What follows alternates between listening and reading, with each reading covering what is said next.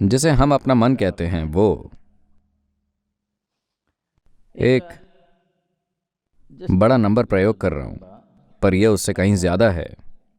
1 trillion कमरों वाला, चलिए मिलियन कहते हैं, मिलियन ज्यादा अपना सा लगता है ना?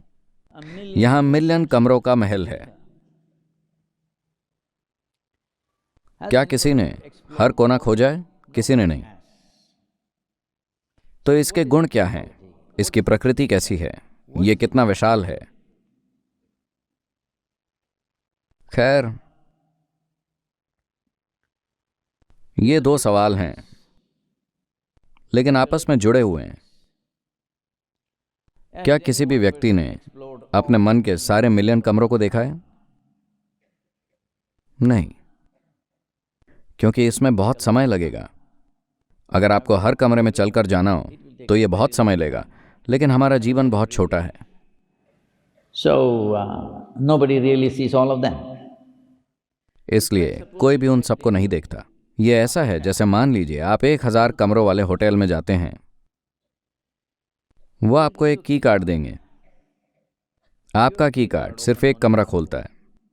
आपने कभी कोशिश की होगी, पर वो सिर्फ एक ही कमरा खोलता है।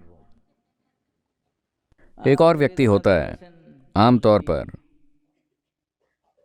कोई महिला जो सारे सामान के साथ कमरे साफ करती है। उसके पास एक कार्ड होता है जो सारे कमरे खोल देता है। मान लीजिए आपका कार्ड काम नहीं कर रहा है या आप भूल गए। आप उससे विनती करते हैं। अगर वो अच्छे मूड में है तो अपने एक ही कार्ड से वो आपका और दूसरे कमरे भी खोल देती है, क्योंकि उस फ्लोर के सारे कमरे उसकी चाबी से खुल जाते हैं। लेकिन अगर वो दूसरे फ्लोर पर जाएगी तो वो नहीं खुलेगा। होटल का एक मैनेजर होता है, उसके पास एक कार्ड होता है जो सारे कमरे खोल देता है। पर क्या वो होटल के सारे 1000 कमरों में गया है? नहीं, इधर उधर वो कुछ कमरों में गया होगा। उतने में ही वो जानता है कि हर कमरे में क्या हो रहा है। तो उसी तरह ये 1 मिलियन कमरों का महल है। कोई भी सभी कमरों में नहीं जाता,